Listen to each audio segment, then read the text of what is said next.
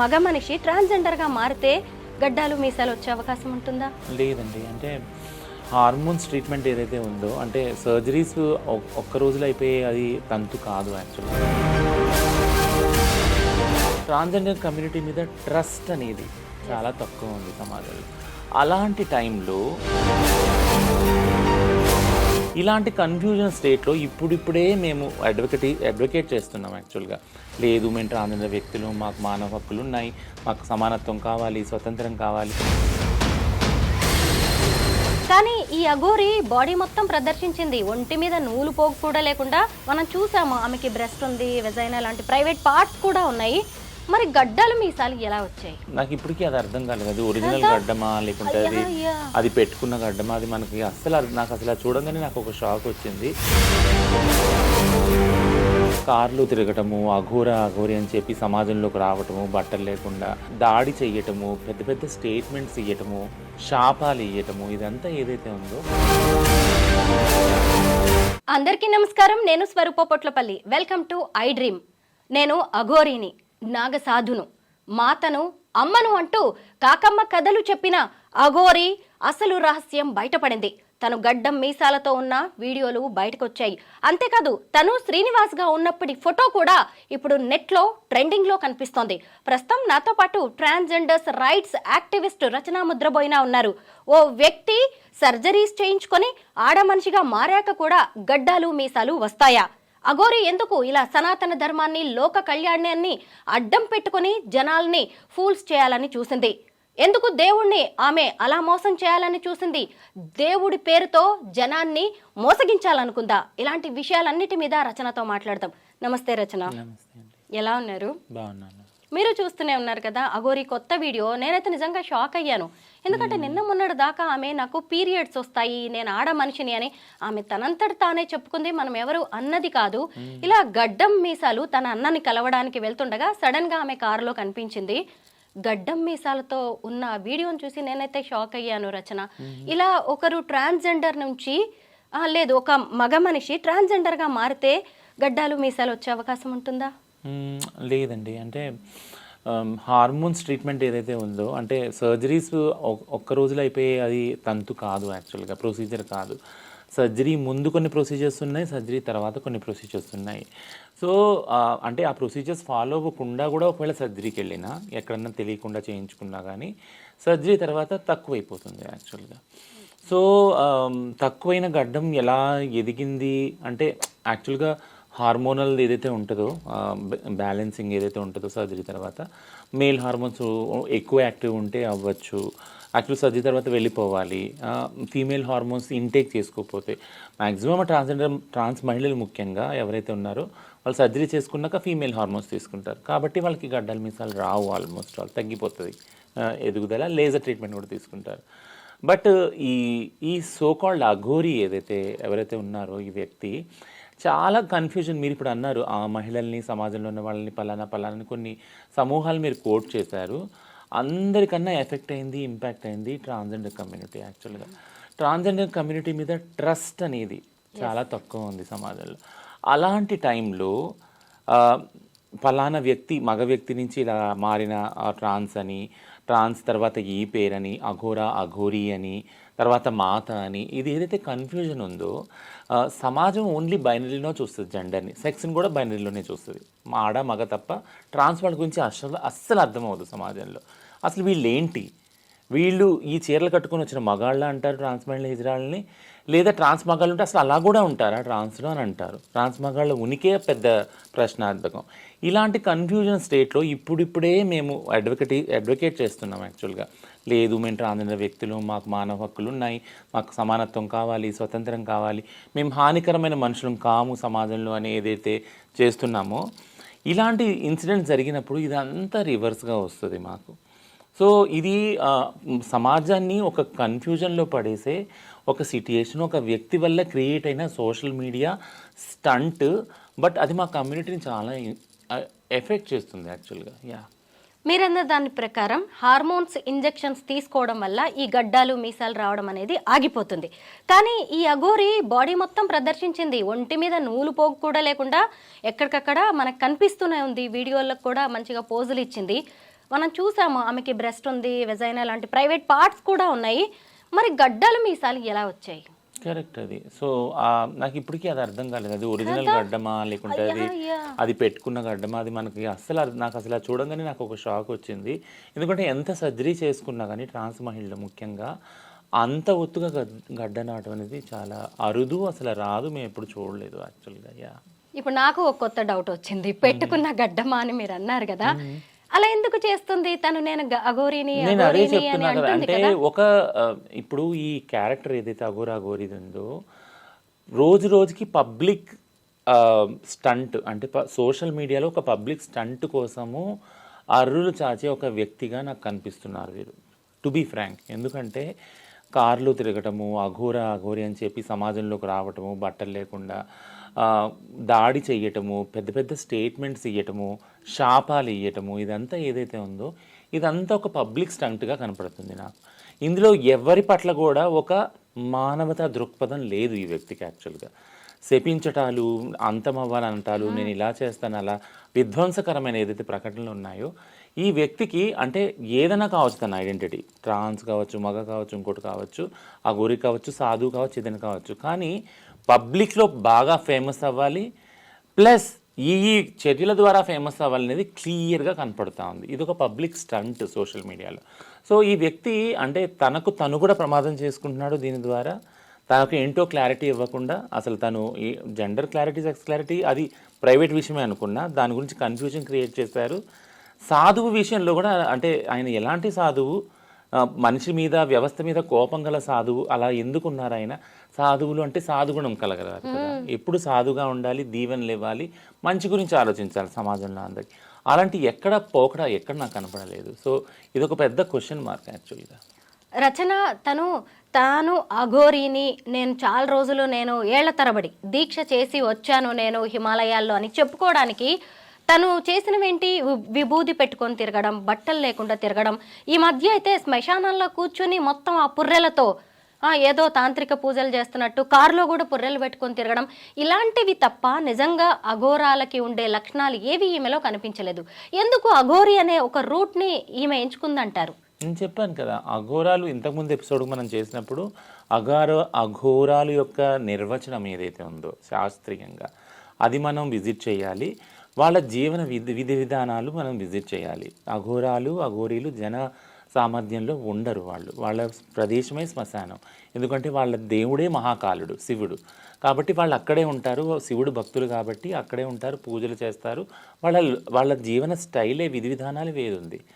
ఎందుకంటే వాళ్ళ life style ఏదైతే తాంత్రిక శక్తులు ఉన్నాయో దాని ద్వారా నిర్ణయించబడినవి. ఆ గైడ్ లైన్స్ అని అలా వేసున్నవి. సో దాన్ని ఫాలో అవుతేనే వాళ్ళు ఆ కమ్యూనిటీలో ఉండగలుగుతారు. వాళ్ళలో ఉన్న స్ట్రిక్ట్ కమ్యూనిటీ గైడ్లైన్స్ ఏంటంటే వాళ్ళు జనావాసాలలో వెళ్ళరు, శ్మశానంలో మాత్రమే ఉంటారు. ఇవన్నీ మనకు విజిబుల్గా కనపడినాయి. ఎన్నో డిస్కవరీ ఛానల్కి సంబంధించిన ఎన్నో ఉన్నాయి వీడియోస్, మనకి చూస్తే యూట్యూబ్లో కనిపిస్తాయి. బట్ ఇవన్నీ బ్రేక్ చేసి సభ్య సమాజంలోకి వచ్చి ఏదైతే పిల్లలు, పెద్దలు అందరూ ఒక కట్టడితో ఉంటున్నారో, ఒక ఒడంబడికతో ఉంటున్నారు, ఒక సాంప్రదాయంతో ఉంటున్నారు, భక్తి ప్రవర్తలతో ఉంటున్నారు, అక్కడ దాన్ని డిస్టర్బ్ చేసే ఇది ఏదైతే విధ్వంసకరమైన ధోరణి ఉంది కదా, ఈ ఇమేజ్ ఒకటి ఉంది, ఇది చాలా ప్రమాదకరమైంది. బహుశా అంటే కొన్ని మానసికమైన ఆందోళన లేదా ఆయన లోపల ఉన్న వాటి వల్ల, ఆయన లోన్ అవ్వటం వల్ల లాంటి చేస్తున్నాడేమన్నా అనుమానం కూడా వస్తుంది యాక్చువల్గా. రచన ఇంకొకటి ఏంటంటే, ఆమె మొత్తం బాడీ అంతా కనిపిస్తూనే ఉంది.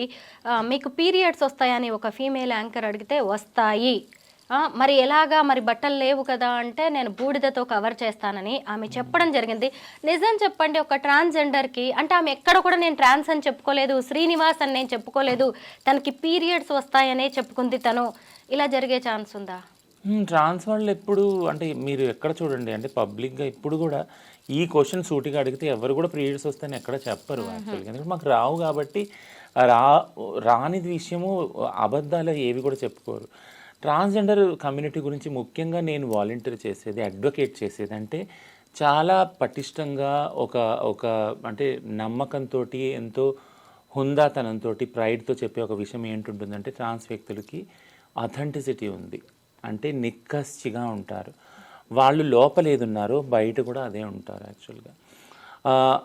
లోపల ఉండి బయట లేని వాళ్ళు, ఆడవాళ్ళు పురుషులు మీరు చాలామంది హిపోక్రసీ అంటారు కదా ఇంగ్లీష్లో ఒక వర్డ్ ఉంది, అలా ఉండేవాళ్ళు చాలామందిని మనం చూస్తాం. వాళ్ళకి వేరు వేరు పొలిటికల్ కాన్ఫ్లిక్ట్స్ ఉంటాయి, సమయానికి అనుకూలంగా వాళ్ళు మారుతారు, వాళ్ళ క్యారెక్టర్ మారుతుంది, వాళ్ళ మాటలు మారుతాయి, అన్నీ మారుతాయి. కానీ ట్రాన్స్జెండర్ వ్యక్తులు వాళ్ళు ఏదైతే లోపల అనుకుంటున్నారో మనసులో అలానే బయట బతకాలని జీవిస్తారు, ప్రయత్నిస్తారు, నిరంతరం ప్రయత్నిస్తారు.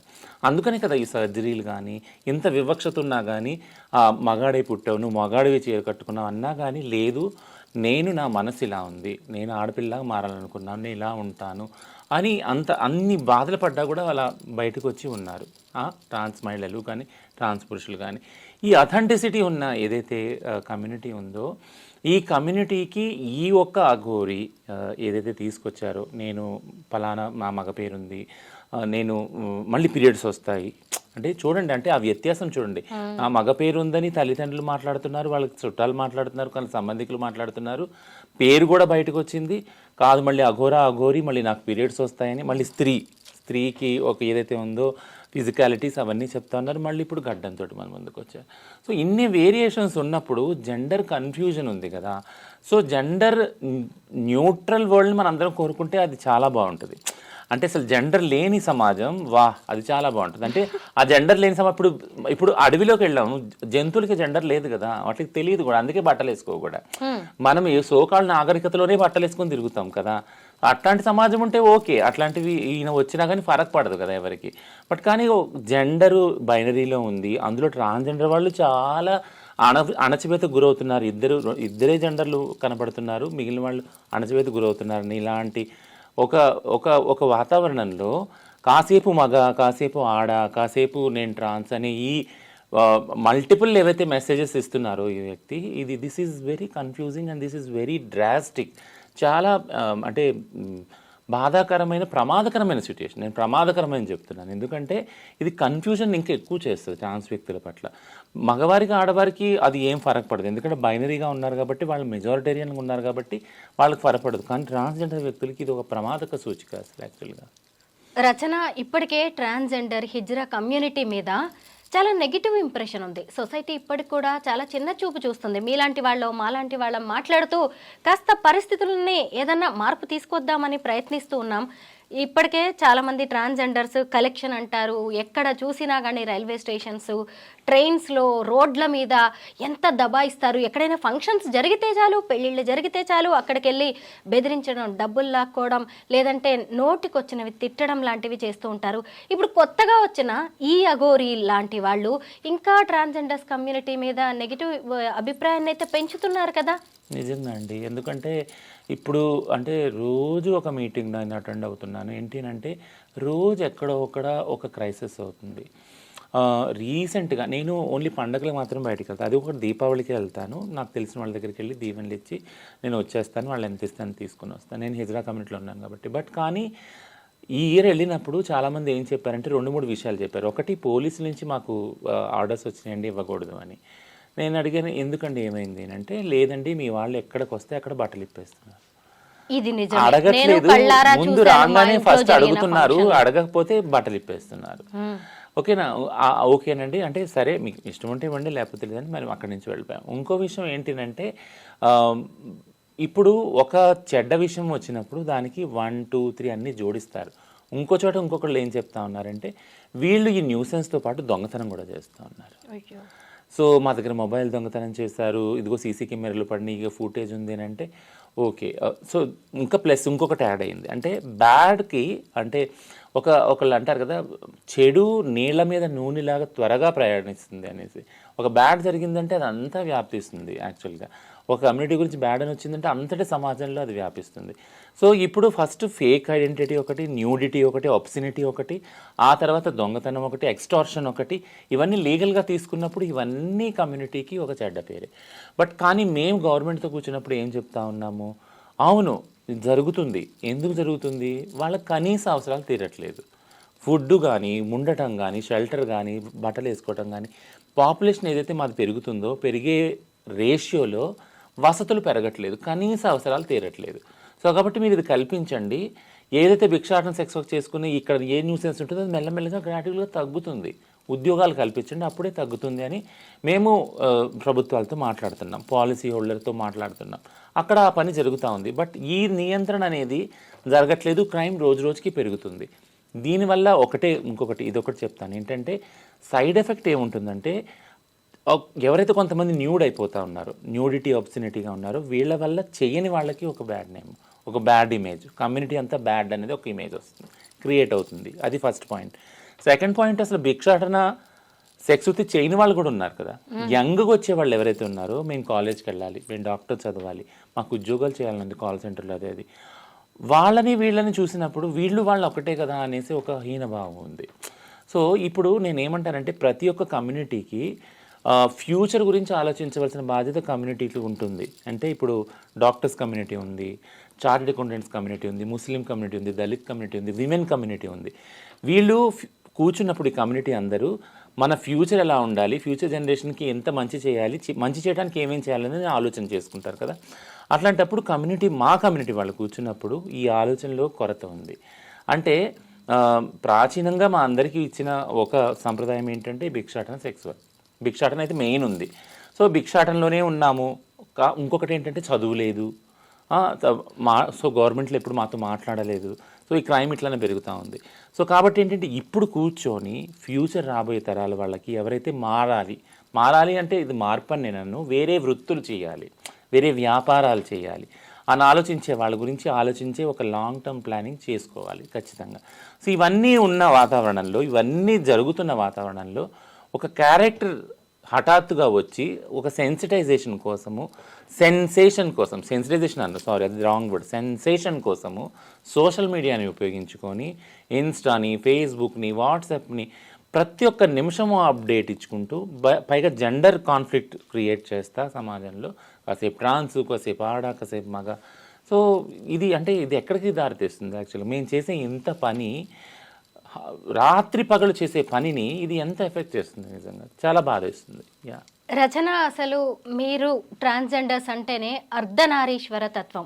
మీరు కొత్త షాపులు ఓపెనింగ్స్కి వెళ్తారు, గృహప్రవేశాలకు వెళ్తారు, ఏ చిన్న బిడ్డ పుడితేనో వెళ్ళి బ్లెస్ చేస్తారు, కొత్తగా ఎవరైనా పెళ్ళి అయితే ఎవరింట్లోనైనా అక్కడికి వెళ్ళి వాళ్ళని ఆశీర్వదిస్తారు. ఇక్కడ ఈ అఘోరి చూస్తే నోరు తెరిస్తే అందరినీ తిట్టడమే, శపించడమే. నిజంగా ఇలా ఉంటారా? అస్సలు ఉండరండి. ట్రాన్స్ అనే వ్యక్తులు ఇలా అస్సలు ఉండరు. మా కమ్యూనిటీలో ఎవరైతే ట్రాన్స్ అయితే, ఎవరైతే న్యూడ్గా అయిపోతున్నారో, ఇలాంటి శాపాలు బెదిరిస్తున్నారో, వాళ్ళనే మేము డిజోన్ చేస్తాం. అంటే వాళ్ళు మా కమ్యూనిటీ వాళ్ళు కారు, అసలు మా కమ్యూనిటీ వాళ్ళు అలా చెయ్యరు. అసలు సిగ్నల్స్ ఒకటి అడగరు. ఏది మీరు అన్నట్టు ఓన్లీ పెళ్ళిళ్ళు, ఏదైనా పుణ్య కార్యాలు అయితే వెళ్తారు, అంతే దీవెనలు ఇస్తారు మంచి జరగాలని.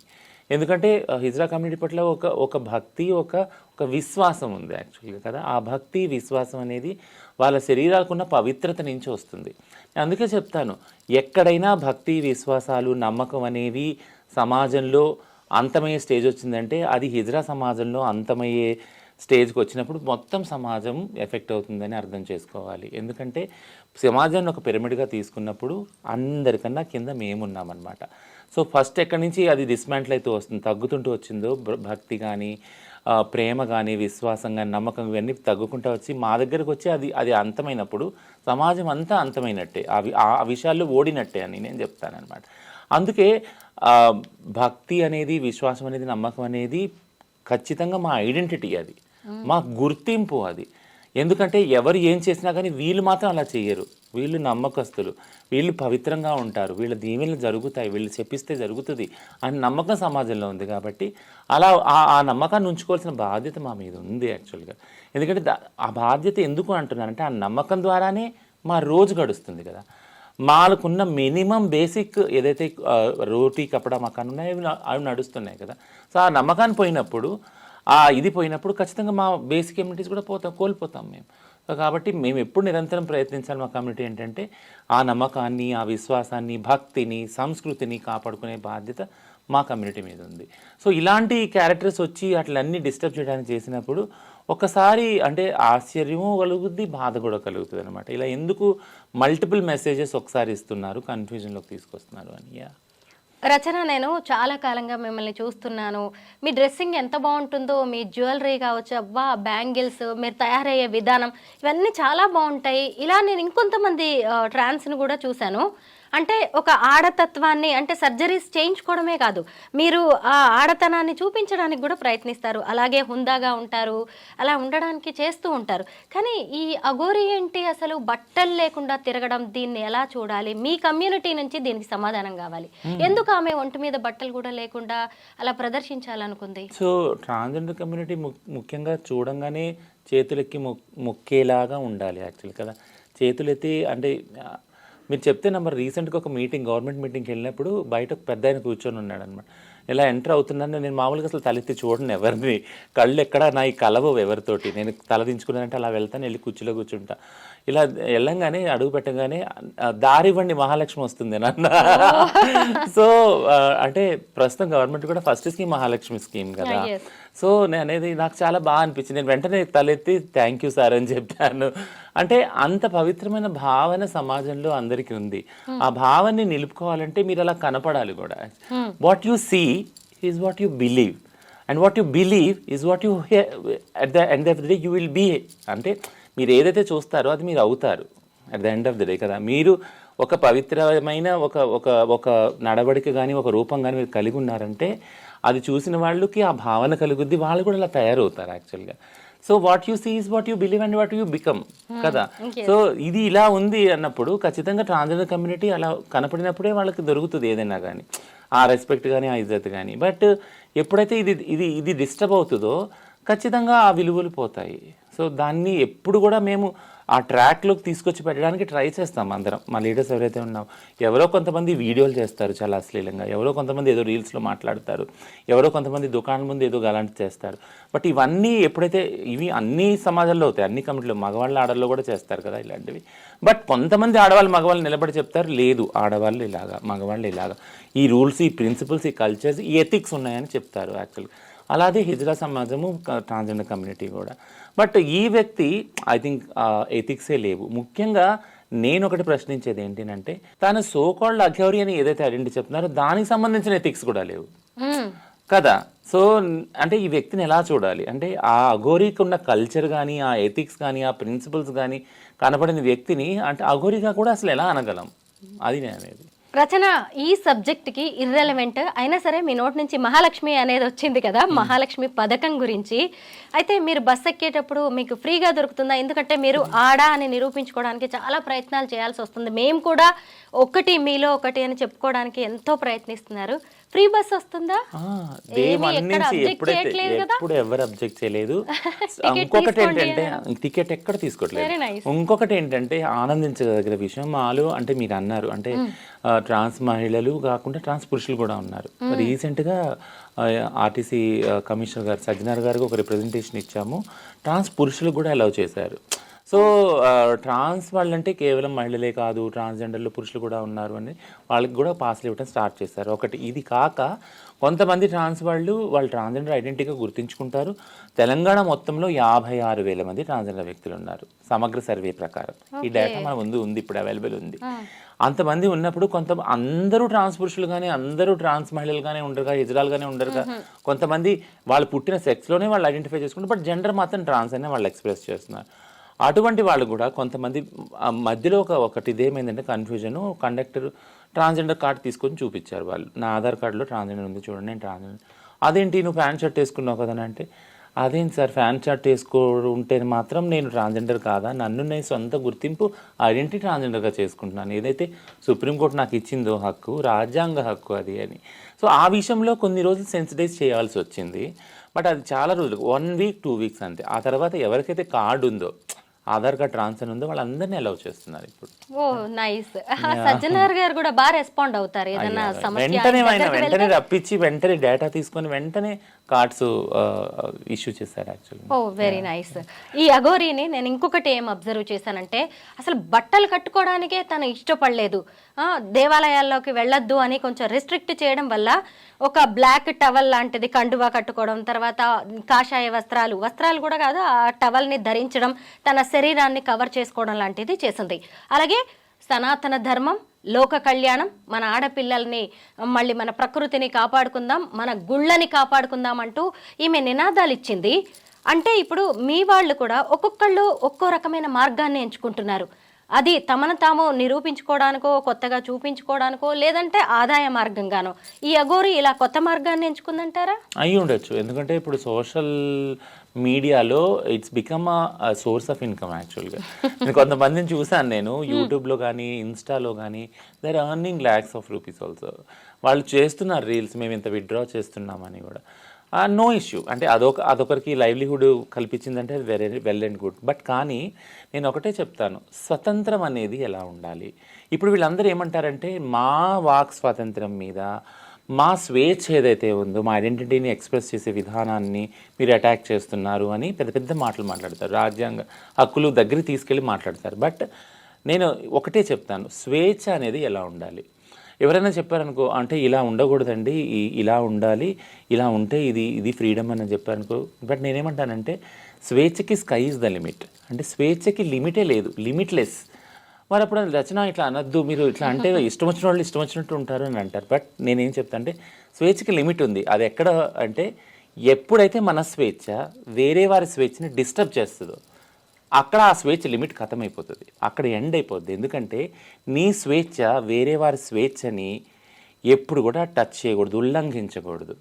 అది ఉల్లంఘించిందంటే ఆ స్వేచ్ఛని నువ్వు ఎక్కువ యూజ్ చేస్తున్నావు, వేరే వాళ్ళ స్వేచ్ఛని హరిస్తున్నావు అని. సో ఈ ఒక్క స్మాల్ ఇంగిత జ్ఞానం అందరం మనం గుర్తుపెట్టుకోవాలి. మన స్వేచ్ఛ మనకుంది, మన సమానత్వం మనకు వస్తుంది పోరాడితే.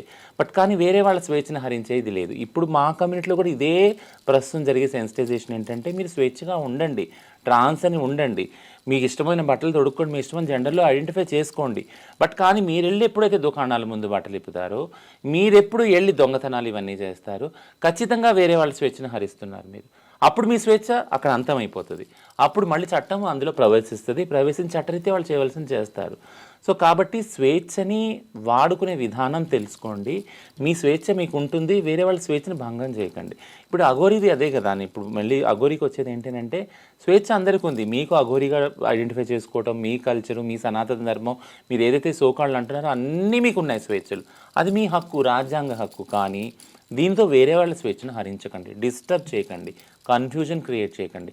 దాని ద్వారా మీ స్వేచ్ఛ అక్కడ ఎండ్ అవుతుంది, చట్టం ఎంటర్ అవుతుంది. స్వేచ్ఛ ఎవరైతే ఎప్పుడైతే ఉల్లంఘిస్తారో, ఒకళ్ళ స్వేచ్ఛను ఒకళ్ళు డిస్టర్బ్ చేస్తారో, వైలెంట్గా ఉంటారు. ఎందుకంటే స్వేచ్ఛని వైలెంట్ చేశాక తర్వాత నెక్స్ట్ రిజల్ట్ ఏముంటుంది, అక్కడ వైలెన్స్ అనేది ఎంటర్ అవుతుంది. మళ్ళీ వైలెన్స్ ఎంటర్ అయినప్పుడు ఖచ్చితంగా చట్టం ఎంటర్ అవ్వాల్సి వస్తుంది. రచన ఒక కుష్నాపల్లి అనే విలేజ్కి చెందిన వ్యక్తి తిను. ఇప్పుడు ఈ అఘోరీని ఆడానాలో మగానాలో కూడా నాకే అర్థం కావట్లేదు. అయితే తను 6th 7th క్లాస్ వరకు ఆ ఊర్లోనే ఉంది, చదువుకుంది. తన పేరు శ్రీనివాస్. ఆ తర్వాత తను ఆ ఊరు నుంచి వెళ్ళిపోవడం, అందరికీ దూరంగా వెళ్ళిపోయింది. ఆ తర్వాత ఆమె జీవితం ఏమైందనేది తెలియదు. తన తల్లిదండ్రులు కూడా చాలా పూర్ కండిషన్లో ఉన్నారు, వాళ్ళ కుటుంబం అంతా కూడా. మరి ఆ తర్వాత ఆమె వెళ్ళిపోయింది. ఇప్పుడు మళ్ళీ కొత్తగా అప్పుడప్పుడు కుటుంబంతో టచ్లో ఉండేది. కొత్తగా అఘోరీని అంటూ వచ్చింది. ఎక్కడ చూసినా ఈమె జీవితంలో మొత్తం సీక్రసీ కనిపిస్తుంది రచన. ఇంకొకటి ఏంటంటే నాకు 3 కార్లు ఉన్నాయి, బెంజ్ కార్ ఉంది, ఫార్చ్యూనర్ ఉంది, ఇది i10. ఇప్పుడు మళ్ళీ కొత్త కారు కూడా మార్చినట్టుంది చూస్తుండగానే మనం ఇవన్నీ 2 నెలల్లో. ఎక్కడ చూసినా ఈమె జీవితంలో మొత్తం నాకు రహస్యమే కనిపిస్తుంది. తిన మానసిక స్థితి ఎలా ఉంది అంటారు? ఈ హార్మోన్స్, ఇంజెక్షన్స్, సర్జరీస్ వీటి వల్ల కూడా ఇలా కొంచెం తేడా జరిగే అవకాశం ఉందంటారా? నాకు తెలిసి ట్రాన్స్జెండర్ వ్యక్తి ఫాలో అవ్వాల్సిన ఒక ప్రొసీజర్స్ ఈ వ్యక్తి ఫాలో అయ్యారని అనుకోను. అసలు అట్లీస్ట్ ఆయన ట్రాన్స్జెండర్ కాదా అనేది కూడా మనకు తెలియదు ఆ వ్యక్తి. ఎందుకంటే ఫస్ట్ నాకు పీరియడ్స్ అవుతాయి అన్నప్పుడు, పీరియడ్స్ అయినప్పుడు అండ్ శ్రీనివాస్ నుంచి పీరియడ్స్ అవ్వడము అంటే ఒక మేల్ ఐడెంటిటీ నుంచి మళ్ళీ సెక్స్ ఐడెంటిటీ నుంచి మళ్ళీ ఫీమేల్ బాడీ అనాటమిక్ తీసుకువెళ్ళారు. మళ్ళీ అక్కడి నుంచి ఇప్పుడు మళ్ళీ గడ్డాలు మీసాలు రావటం, ఇవన్నీ చూస్తున్నాం. బాడీ పార్ట్స్ చూసినప్పుడు, ఇవన్నీ చూసినప్పుడు అసలు ఆ వ్యక్తి ఐడెంటిటీ ఏంటో కన్ఫ్యూజన్ ఉంది కదా. సో అంటే సో ఇప్పుడు హార్మోన్స్ ఏదైతే ఉందో ఆ హార్మోన్స్ తను తీసుకుంటున్నారని నేను అనుకోను. యాక్చువల్గా ఒక ప్రొసీజర్ ఫాలో అవుతున్నారని నేను అనుకోను. బట్ ఇప్పుడు మీరు అన్నారు కొత్త కారు తీసుకుంటున్నారు. ఇప్పుడు నేను ఇంతకుముందు చెప్పినట్టు ఇది ఒక పబ్లిక్ స్టంట్. ఏంటంటే సోషల్ మీడియాలో వెళ్ళాలి, ఫేమస్ అవ్వాలి, తద్వారా ఆమ్దాని ఉందో లేదో తర్వాత విషయం తెలియదు, తనకే తెలియాలి. ఫేమస్ అవ్వాలని ఇది ఏదైతే వెర్రి ఉందో ఆ వెర్రి అంటే ఇప్పుడు తిన్నే అంటలేదు, చాలామందికి ఇది ఉంది, మామూలుగా మెయిన్ స్ట్రీమ్ దానిలో ఉంది. ఫేమస్ అయిపోవాలి ఒక నైట్లో, అందరూ మన గురించి మాట్లాడుకోవాలనే వెర్రి చాలా మటుకుంది. కాబట్టి ఇది ఖచ్చితంగా ఆ కోవకు చెందిన ఒక పర్సనాలిటీ డిజార్డర్ అని నేను అంటాను. సో డెఫినెట్లీ ఈ వ్యక్తిని మెంటల్ హెల్త్ ఎక్స్పర్ట్స్కి దగ్గరికి మనం పంపించాలి. వారు చూడాలి. నా heart goes with their family. వాళ్ళ ఫ్యామిలీ మీరు అంటున్నారు కదా చాలా పూర్ బ్యాక్గ్రౌండ్. సో అట్లాంటి పూర్ బ్యాక్గ్రౌండ్లోంచి వచ్చిన వ్యక్తి ఇలాంటివి తేవటం వల్ల వాళ్ళ ఫ్యామిలీకి కూడా ట్రబుల్స్ తెస్తారు యాక్చువల్గా కదా. సో డిటాచ్మెంట్ ఒకటి అయ్యారు, చిన్నప్పుడు ఎప్పుడు వెళ్ళిపోయారు, అఘోరలా అయ్యారు, ఇదంతా తపస్సు చేశారు, ఇదంతా ఆ బాధ ఫ్యామిలీకి ఉంటుంది. ఇప్పుడు మేము ట్రాన్స్జెండర్ వ్యక్తులు ఎంత మాత్రమే ఇంటి నుంచి బయటకు వచ్చినా ఆ ప్రేమ మేము చంపుకోము, వదులుకోము. మా తల్లిదండ్రులని, అక్క తమ్ముళ్ళ చెల్లిని వదులుకోము. అట్లీస్ట్ ఫోన్ కాంటాక్ట్, వాట్సాప్ ఏదోటి ఉంటుంది, వచ్చిపోవటం అని, వాళ్ళు మమ్మల్ని పలకరించడం ఇదంతా ఉంటుంది. ఇంత అయినా కానీ తెలియకుండా పబ్లిక్గా. బట్ ఈ వ్యక్తి బయటకు వచ్చేసారు, ఆ ఫ్యామిలీతో పూర్తిగా డిటాచ్ అయ్యారు. బట్ ఇప్పుడు ఒక పబ్లిక్గా వెళ్ళి ఒక ఫిగర్ లాగా ఒక స్టంట్, మీడియా స్టంట్ ఏదైతే చేస్తున్నారో this will impact the family also. ఇప్పుడు మేము ట్రాన్స్జెండర్ వ్యక్తులను బయట ఇప్పుడు నేను ఉన్నాను, ఇప్పుడు మీడియాలో వచ్చి మాట్లాడుతున్నాను, నా వీడియోలు ఎంతమందో చూస్తారు, కొన్ని వేల మంది చూస్తారు కదా. నా ఫ్యామిలీ మెంబర్స్ కూడా చూస్తారు, నా ఇంటి పేరున్న వాళ్ళు కూడా చూస్తారు. యాక్చువల్లీ చూసినప్పుడు వాళ్ళ మీద ఇంపాక్ట్ ఖచ్చితంగా పడుతుంది కదా. నా ఇంటి పేరు ఉన్న వాళ్ళు నా ఫ్యామిలీలో కూడా ఉన్నారు కదా, వాళ్ళ మీద కూడా పడుతుంది. సో ఇది ఒక ఎగ్జాంపుల్ చెప్తున్నాను ఏంటంటే ఈ వ్యక్తి ఫ్యామిలీ మీద కూడా ఇది ఇంపాక్ట్ పడదు. ఒకవేళ పూర్ అయితే, వాళ్ళు నిరుపేద కుటుంబం నుంచి వస్తే వాళ్ళ మీద కూడా పడుతుంది ఇది. సో ఈ వ్యక్తి చాలా ఇన్హ్యూమన్, అమానుషంగా ప్రవర్తిస్తున్నారు. రచన, మీరు చాలా కాలంగా ట్రాన్స్జెండర్స్ రైట్స్ కోసం పనిచేస్తున్నారు. ఇప్పుడు అఘోరీకి కావాల్సిన రైట్స్ సంబంధించి కూడా అవసరమైతే మీరు వెళ్ళి నిలబడతారు. ఖచ్చితంగా నాకు తెలుసు. మెంటల్ హెల్త్ ముందు సరిచేయడానికి కూడా నిలబడతాను. ఎస్, నాకు తెలుసు మీరు ఎలా నిలబడతారో, మీరు కరెక్ట్ ఇది అని నమ్మితే. అయితే రచన, ఇప్పుడు మీ కమ్యూనిటీ నుంచి కావచ్చు, లేదంటే మీరు పర్సనల్గా ఈ అఘోరీకి ఏదైనా మెసేజ్ కానీ వార్నింగ్ కానీ ఇస్తారా? ఇది కాదు మనం ఉండాల్సింది, మనం సమాజానికి చెప్పాల్సింది ఇది కాదు అని మీ నుంచి ఏదైనా తనకి చెప్పాలనుకుంటున్నారా?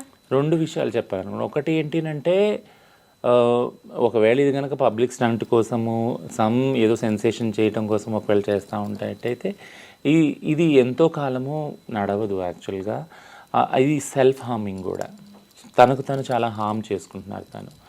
ఎందుకనంటే ఇలా ఎక్కువ కాలం లేకపోవటం వల్ల, ఇలా మళ్ళీ రివర్స్ అవ్వటం వల్ల ఈ గేమ్ అంతా, ఎందుకంటే ఈ కన్ఫ్యూజన్ వల్ల ఎక్కడో చోట ఎండ్ అవుద్ది గేమ్. ఈ కాన్ఫ్లిక్ట్ అనేది, ఈ కన్ఫ్యూజన్ ఎండ్ చేయాల్సి వస్తుంది. మళ్ళీ ఒబ్లివియన్ అంటే మళ్ళీ తెరమరుగైపోవాల్సి వస్తుంది. ఓకేనా? సో అప్పుడు మానసికంగా చాలా ఇంపాక్ట్ అవుతుంది, తన మానసిక హెల్త్ మీద అది ఎఫెక్ట్ అవుతుంది.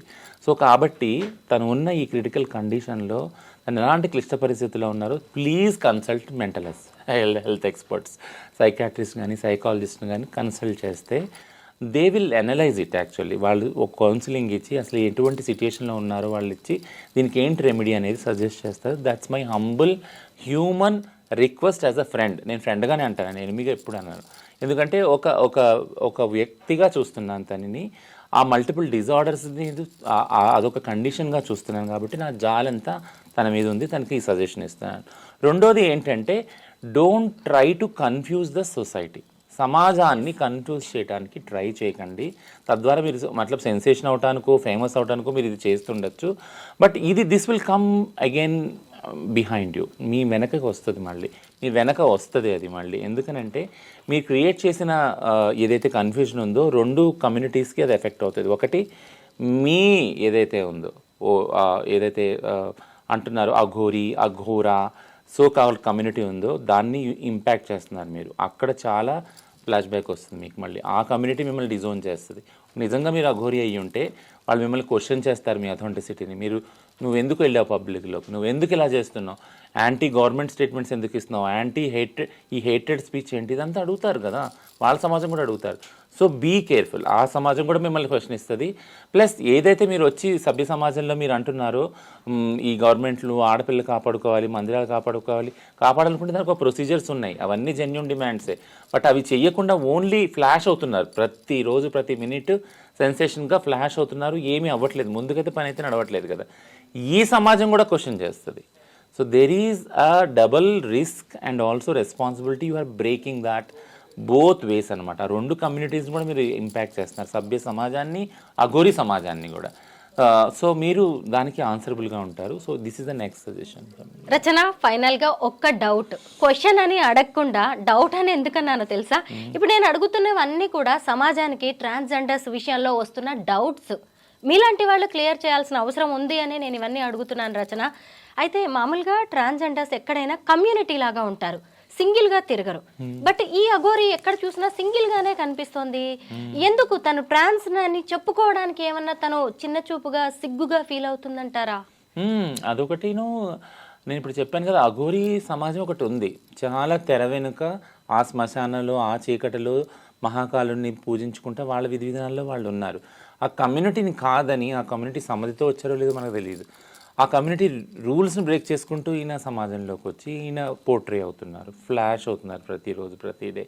సో కాబట్టి వాళ్ళకి సంబంధించిన రూల్స్ కూడా ఆయన బ్రేక్ చేస్తున్నారు కదా, ఆ కమ్యూనిటీకి సంబంధించిన అఘోరీకి సంబంధించిన కమ్యూనిటీ రూల్స్ కూడా, గైడ్ లైన్స్ కూడా బ్రేక్ చేస్తున్నారు యాక్చువల్లీ.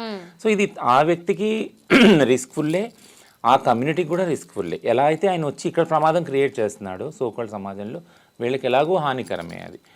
రెచ్చగొట్టి ఏదైతే స్టేట్మెంట్స్ ఇస్తున్నారో శాపాలని అదని, వీళ్ళకి ఎలాగో అది ప్రమాదమే, వాళ్ళకు కూడా ప్రమాదమే. అది ముఖ్యంగా ఈ వ్యక్తికి చాలా ప్రమాదం. అది సెల్ఫ్ హార్మింగ్ ఆ వ్యక్తికి తెలియట్లేదు.